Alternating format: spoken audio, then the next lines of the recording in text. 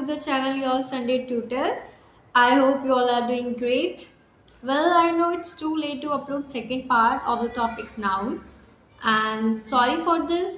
From today we are going to cover and continue our topic parts of the speech, and in this video we are going to cover our second part of the topic noun. And if you like it, guys, please keep supporting me, watching me, and subscribe to my channel. तो start करते हैं आज का अपना topic. हमने अपने last lecture में start किया था टॉपिक पार्ट्स ऑफ स्पीच, जिसका फर्स्ट पार्ट लिया था हमने नाउन। और नाउन के फर्स्ट पार्ट में हम कवर कर चुके हैं what is noun, what are the different types of noun. Basically last lecture में हमने नाउन क्या होता है और उसके क्या क्या मेन टाइप्स होते हैं वो पढ़े थे। एक बार रिमाइंड कर लेते हैं। हमने नाउन के टाइप्स पढ़े थे: proper noun, common noun, collective noun, material noun and abstract noun. Apart from these noun, we are going to cover and read out some other different kinds of noun in this part. In part second. So here we go first for concrete noun. Definition: concrete noun is a type of noun that refers to tangible objects that can be felt or perceived physically using their senses. Unlike abstract nouns, concrete nouns can be seen, touched, heard, and experienced physically. Example: the tree was 100 years old. I want to read a book. Basically जो आपके concrete noun होते हैं वो objects को show करते हैं, objects जो आपके टेंजिबल ऑब्जेक्ट्स होते हैं। Now what are tangible objects? Tangible objects इनको आप देख सकते हैं, छू सकते हैं, सुन सकते हैं, उनको एक्सपीरियंस्ड कर सकते हैं, वो होते हैं आपके टेंजिबल ऑब्जेक्ट्स। जैसे आर्टिफैक्ट्स हो गए, एनिमल्स हो गए, प्लांट्स हो गए, these all are called tangible objects. Like abstract noun में आप जो फीलिंग्स होती हैं, इमोशंस होते हैं, उनको मतलब हम उन चीज़ों को एब्स्ट्रैक्ट नाउन में हम टच नहीं कर सकते, देख नहीं सकते, सुन नहीं सकते। उसके ही अलग अपोजिट जो हमारा है वो है हमारा कॉन्क्रीट नाउन, जो ऑब्जेक्ट्स को शो करता है, टेंजिबल पॉइंट आउट करता है ऑब्जेक्ट्स को, और उन चीज़ों को हम देख भी सकते हैं, फील भी कर सकते हैं, सुन भी सकते हैं, टच भी कर सकते हैं, फिजिकली एक्सपीरियंस्ड कर सकते हैं, वो होते हैं हमारे concrete noun. Like the tree was 100 years old, इसमें जो आपका नाउन है वो ट्री है। और जो सेकंड है आपका I want to read a book, इसमें बुक आपका नाउन है। लाइक बुक है, हम उसको देख सकते हैं, टच भी कर सकते हैं, पढ़ सकते हैं उसको फिजिकली। तो ये, और ऐसे ही आपका same tree. So basically I think it is very easy और आपको समझ आ गया होगा। आगे चलते हैं। And here next one is plural noun. Definition: a plural noun is used to indicate more than one of a place, thing, animal, or idea, represented by words that are made plural by adding s, es, or ies at the ending. Please sorry for this, यहाँ पे at the ending आना था, वो आपका और लिख गया है। कभी कभी माइंड से स्लिप हो जाता है या फिर हम ध्यान नहीं दे पाते ना, इस वजह से sorry for that. Okay, plural noun basically आप सभी जानते हैं, एक सिंगुलर नाउन होता है, एक प्लूरल नाउन होता है। प्लूरल नाउन क्या होता है? वो किसी भी चीज़ जहाँ पे भी हमें कोई चीज़ हो, कोई पर्सन हो, कोई एनिमल हो, प्लांट्स हो, मतलब लाइक कोई भी जहाँ पे एवरीथिंग जो हमें एक से ज़्यादा दिखे, दो से ज़्यादा दिखे, लाइक एक ग्रुप हो, बहुत सारे लोग जहाँ पे हो, वो हमारा प्लूरल नाउन होता है।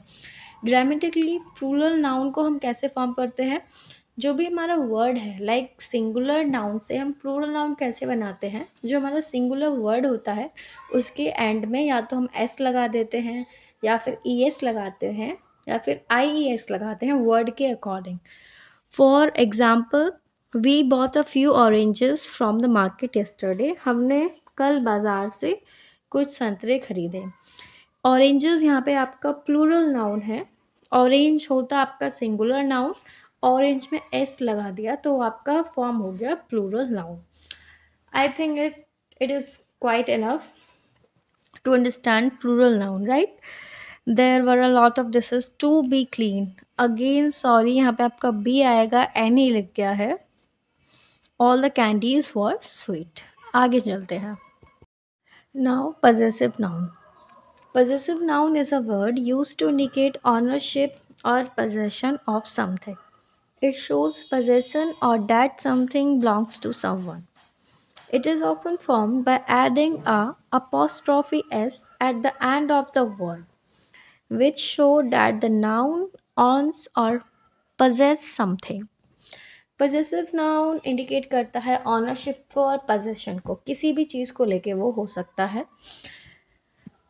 पजेसिव नाउन में एक ऑनरशिप होती है, एक पोजेशन होता है, और वो किसी चीज़ को लेके अपना पोजेशन शो करता है, किसी चीज़ को लेके अपनी एक ऑनरशिप शो करता है। जो भी हमारा पजेसिव नाउन होता है वो किसी ना किसी चीज़ से बिलोंग ज़रूर करता है, क्योंकि पजेसिव नाउन का हिंदी में मतलब होता है मेरा। ये मेरा है, वो चीज़ मेरी है। वो किसी थिंग को लेके हो सकती है, एनिमल को लेके हो सकती है, किसी पर्सन को लेके हो सकती है, किसी जगह को लेके हो सकती है, किसी भी चीज़ को लेके हो सकती है। तो जो हमारा हम पोजेशन शो करेंगे, अपना ऑनरशिप हम दिखा रहे हैं, वो हम किसी किसी भी चीज़ को किसी चीज़ के साथ दिखा रहे हैं ना कि ये मेरा है, तो किसी न किसी चीज़ से बिलोंग ज़रूर करेगी। वो होता है हमारा पॉजेसिव नाउन, किसी चीज़ पर अपना अधिकार रखना, किसी चीज़ को बताना कि ये मेरा है। For example, the Kings reign was over. Students' assignments were submitted. ये possession है ना कि जो किंग का रेन था वो ख़त्म हो चुका है। अब किंग का स्टूडेंट्स का असाइनमेंट सबमिट हो चुके थे। स्टूडेंट के जो असाइनमेंट्स थे वो सबमिट हो चुके थे, तो किसके स्टूडेंट्स के? अपॉस्ट्रोफी आप देख रहे हैं, इस तरह से हमारा पॉजेसिव नाउन में शो होता है, क्योंकि अपॉस्ट्रोफी एस के हमारे काफ़ी डिफरेंट वेज होते हैं यूज़ करने के, और ग्रामेटिकली हमारा जो पॉजेसिव नाउन होता है वो अपॉस्ट्रोफी एस को यूज़ करके ही फॉर्म होता है। और I can give you best example. I think इससे ज़्यादा बेस्ट एग्जाम्पल कोई नहीं होगा पॉजेसिव नाउन का। आपकी फैमिली है, आप किसी फंक्शन में जाते हो, स्कूल में भी इतनी बार इतने सारे फंक्शन होते हैं, एनुअल फंक्शन होता है, पेरेंट्स टीचर मीटिंग्स होती है, और भी काफ़ी डिफरेंट फंक्शंस पर या फिर मीटिंग्स पर आपके पेरेंट्स को, आपकी फैमिली को स्कूल में बुलाया जाता है। बहुत सारे बच्चे होते हैं, बहुत सारी फैमिली होती हैं, आप टीचर को इंट्रोड्यूस करते हो अपनी अपनी फैमिली को, तो आप पूरे पोजेशन के साथ, पूरी ऑनरशिप के साथ शो करते हो। सर ये मेरे पापा हैं, ये मेरी मम्मा है, ये मेरा भाई है, ये मेरी बहन है। तो आप पूरा पोजीशन शो कर रहे हो। कोई और नहीं बोल सकता आपकी फैमिली के लिए, आपके पेरेंट्स के लिए, कि ये आपके मेरे फादर हैं या फिर ये मेरी मम्मा है। वो आपका है, आपके इस पे ऑनरशिप है, पोजेशन है, तो वो आप ही शो करोगे। तो वो होता है बेसिकली हमारा पोजेसिव नाउन। आगे बढ़ते हैं। आई थिंक ये कंटेंट आपका जो है पार्ट 2 का, it quite enough to understand. Now countable nouns. Countable nouns are people, objects, places, things, and ideas that can be counted using numbers. These nouns have plural forms. Countable noun basically वो nouns होते हैं जिनको हम numbers के through count कर सकते हैं, उनकी गिनती कर सकते हैं। वो प्लेसेस भी हो सकते हैं, वो पर्सन्स भी हो सकते हैं, थिंग्स भी हो सकती हैं, एनिमल्स भी हो सकते हैं, कोई भी आइडियाज़ हो सकते हैं, थॉट्स हो सकते हैं। एक आइडिया ये था हमारा, दूसरा आइडिया ये था, तो वो चीज़ें भी उसमें हो सकती हैं। For example, he purchased 2 dozen apples for his family. उसने अपने परिवार के लिए 2 दर्जन सेब खरीदे। She borrowed 2 purses from a friend. उसने एक दोस्त से 2 पर्स खरीदे। बोरो उनका जो जनरली मतलब होता है उधार लेना, borrow. There are many temples in India. Bharat में बहुत सारे मंदिर हैं। आगे बढ़ते हैं। आई थिंक आगे आप पढ़ने वाले हैं uncountable nouns. Uncountable nouns. Uncountable nouns are those objects and ideas that cannot be counted using numbers. These nouns do not have plural forms. Words such as some, any, much, and enough can be used to describe the quantity of these nouns. Uncountable nouns आपके countable nouns के opposite होती हैं। Uncountable nouns को हम count नहीं कर सकते, लेकिन इनमें कुछ ऐसे अनकाउंटेबल नाउन्स के कुछ ऐसे वर्ड्स होते हैं जिसको देखकर हम ये फाइंड आउट कर सकते हैं कि ये हमारा अनकाउंटेबल नाउन है। सम, एनी, मच, एनफ, यहाँ पे कुछ एग्जाम्पल दिए हुए हैं इन वर्ड्स के। और ये क्वांटिटी, इस तरह के जो वर्ड्स होते हैं वो अनकाउंटेबल नाउन की क्वांटिटी को डिस्क्राइब करते हैं। For example, trees grew in abundance. Abundance यहाँ पर यूनिट क्वांटिटी बता रहा है ट्रीज की, लेकिन हम उसको काउंट नहीं कर सकते। She has vast knowledge in her field. Individual units of knowledge can not be counted. Knowledge हम ये शो कर रहे हैं कि उसके पास वास्ट नॉलेज है उसके फील्ड की, जिस फील्ड में वो है, लेकिन हम नॉलेज को क्या कभी काउंट कर सकते हैं कि किसके पास कितनी नॉलेज है? या तो हम ये बता सकते हैं कि इसके पास ज़्यादा है, इसके पास कम है, लेकिन ये तो नहीं बता सकते कि इसके पास 4 नॉलेज है, इसके पास 5 नॉलेज है। तो इस तरह के हमारे होते हैं uncountable nouns. Compound noun. A noun that is formed by combining 2 or more words to create a new single noun is called a compound noun. जब भी हमें किसी नए नाउन की ज़रूरत होती है, सिंगल नाउन की, तो उसको फॉर्म करने के लिए, उसको क्रिएट करने के लिए जब हम 2 या 2 से ज़्यादा वर्ड्स को कंबाइन करते हैं, वो हमारे कंपाउंड नाउन होता है। सिंपल वर्ड्स में कंपाउंड नाउन मतलब जब हम 2 या 2 से ज़्यादा वर्ड्स को कंबाइन करके एक नया नाउन क्रिएट करते हैं, वो हमारा कंपाउंड नाउन होता है। कंपाउंड नाउन के 3 टाइप्स होते हैं। Open compound noun, second closed compound noun, third hyphenated compound noun. Open compound noun का example bus stop. Close compound noun का example class room. Hyphenated compound noun का example है आपका मदर इन लॉ। इसमें हमने 2 words को या फिर 2 से ज़्यादा वर्ड्स को कंबाइन करके नए नाउन्स को, सिंगुलर नाउन्स को फॉर्म किया है। तो आप देख सकते हैं हाइफनेटेड, आई थिंक आप इन एग्जांपल्स को देख के ही इजीली रिकॉग्नाइज कर लेंगे कि ये आपका कौन सा टाइप है कंपाउंड नाउन का। आगे चलते हैं। अब positive noun. Nouns that are used to add specificity or additional context to a noun in a sentence are known as appositive nouns and give extra information about the subject and make sentences more engaging. They are typically set off by the commas, dashes or parentheses. Appositive nouns आपके वो nouns होते हैं जो किसी भी sentence में additional context को add करते हैं या फिर सब्जेक्ट की स्पेसिफिसिटी बताते हैं और सब्जेक्ट के बारे में एक्स्ट्रा इन्फॉर्मेशन देते हैं। तो जब किसी सेंटेंस में एडिशनल कॉन्टेक्स्ट ऐड हो रहा है, उसकी स्पेसिफिसिटी बताई जा रही है, सब्जेक्ट के बारे में एक्स्ट्रा इन्फॉर्मेशन दी जा रही है, तो सेंटेंसेस को ये सारी जो चीज़ें होती हैं अपोजिटिव नाउन्स की, वो मोर एंगेजिंग बना देती हैं।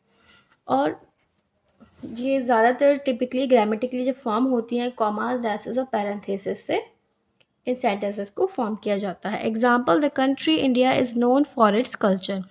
जो भारत है, मतलब जो भारत देश है, वो अपनी संस्कृति के लिए, अपने कल्चर के लिए जाना जाता है। इंडिया यहाँ पर आपका अब पॉजिटिव नाउन्स की तरह सर्व कर रहा है, मतलब यूज्ड हो रहा है इस सेंटेंस में, जिसने कंट्री देख रहे हैं जैसे आप, India serves as an a positive noun that renames the country. And finally, here is the last topic of today's lecture, using nouns as different parts of a sentence. Like जो sentences होते हैं उसमें जो nouns को एक अलग अलग तरह से उसके अलग अलग parts में यूज़ किया जाता है। नाउन को हम यूज़ करते हैं सब्जेक्ट की तरह, सब्जेक्ट कॉम्प्लीमेंट की तरह, ऑब्जेक्ट की तरह, ऑब्जेक्ट कॉम्प्लीमेंट की तरह और मॉडिफायर की तरह। Noun as a subject, noun को एक सब्जेक्ट की तरह हम यूज़ करते हैं। Example, the baby was crying. Who was crying? Baby was crying. तो बेबी है यहाँ पर आपका subject. Noun as a subject complement, the painting was a masterpiece. यहाँ पर जो हम हमारा जो सब्जेक्ट है, हम उसको कॉम्प्लीमेंट दे रहे हैं कि जो पेंटिंग हमारा यहाँ पर क्या है, वो सब्जेक्ट है, हम उसको कॉम्प्लीमेंट दे रहे हैं कि पेंटिंग जो था हमारा बिल्कुल मास्टरपीस पेंटिंग था। Noun as a object, noun को एक ऑब्जेक्ट की तरह यूज करते हैं। Father drop the car, father ने क्या क्या ड्रॉप किया, कार को ड्रॉप किया। तो यहाँ पे हमारा जो कार है वो ऑब्जेक्ट है। Noun as an object complement, he painted the red wall. Object complement के सेम एज सब्जेक्ट, यहाँ पे हम ऑब्जेक्ट को कॉम्प्लीमेंट देते हैं कि उसने जो रेड वॉल को पेंट किया। कौन सी वॉल? Red wall.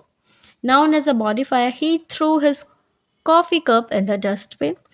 यहाँ पे जो आपका कॉफ़ी है वो मॉडिफायर है कि वो किसका कप था, वो कॉफ़ी का कप था। यहाँ पे वो कॉफ़ी जो है वो कप को मॉडिफायर है, वो कप को मॉडिफाई कर रही है। तो here he threw his coffee cup in the dustbin. तो जो नाउन होता है वो सेंटेंस में 5 अलग तरह से यूज़ होता है। As a subject, as a subject complement, as a object complement and as a modifier. And here our today's lecture finished. I think आप लोगों को अच्छे से समझ आया होगा। I am trying my best, and if you like it, please keep supporting me, watching me, and do not forget to hit the like button and share my channel.